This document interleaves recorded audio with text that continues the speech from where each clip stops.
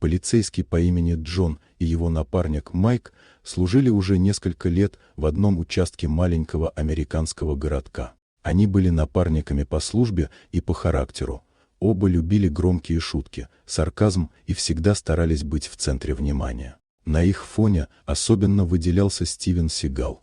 Молчаливый, сдержанный, почти неулыбчивый офицер, который всегда держался особняком. Он выполнял свою работу идеально, не спорил, не суетился и никогда не участвовал в общих разговорах. Для Джона и Майка это было поводом для постоянных подколок. Каждый раз, когда Сигал проходил мимо, они обменивались взглядами и ухмылками. Майк однажды сказал, что Стивен похож на монаха, потерявшегося среди полицейских, а Джон добавил, что его движения настолько медленные, будто он живет в другом измерении. Постепенно их подшучивания превратились в настоящее развлечение для всего участка. Однажды вечером, после смены, в комнате отдыха собрались почти все сотрудники. Джон и Майк решили устроить номер. Они изображали Стивена.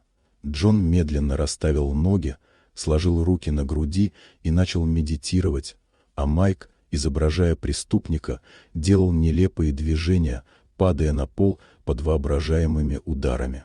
Смех стоял до потолка. Даже капитан не смог удержаться от улыбки. Только сам Сигал, сидевший в углу, спокойно протирал свой значок и пил кофе. Он ничего не сказал, не посмотрел на них, не проявил ни капли эмоций. На следующий день все пошло как обычно. Но вечером, во время патруля, поступил вызов. Подозрительный человек замечен у старого склада на окраине. Джон и Майк, не теряя времени, направились туда. Место было темное, безлюдное, ветер гнал по асфальту мусор. Они вошли внутрь и почти сразу услышали шаги. Через секунду из-за ящиков выскочил вооруженный мужчина. Началась перестрелка. В панике Джон споткнулся и уронил фонарик. Майк пытался прикрыть его, но пули свистели со всех сторон. Преступник двигался быстро и умело, будто был к этому готов. Радиосвязь не работала, сигнал не проходил через бетонные стены.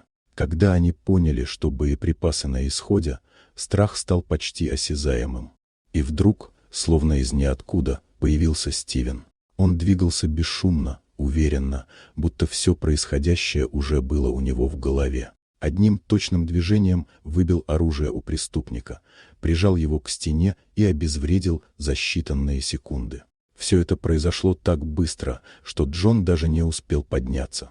После ареста Сигал не сказал ни слова. Он лишь помог Майку перевязать руку и первым сообщил по рации о происшествии. Когда прибыло подкрепление, он уже сидел в машине, спокойно заполняя отчет. Джон и Майк молчали, не находя слов. На следующий день в участке стояла необычная тишина. Никто не шутил, не переговаривался. Когда Стивен вошел в кабинет, все взгляды обратились на него, но он, как всегда, просто кивнул и занял свое место. Джон хотел подойти, поблагодарить, но не смог подобрать слов. Вместо этого он просто тихо сказал Майку: «Мы идиоты». Тот лишь кивнул в ответ. С того дня Стивен Сигал стал для всех примером. Его перестали считать чудаком. Напротив, именно его спокойствие и выдержка теперь вызывали уважение. Он не требовал признания, не менял привычек, просто продолжал делать свое дело, тихо, точно, уверенно.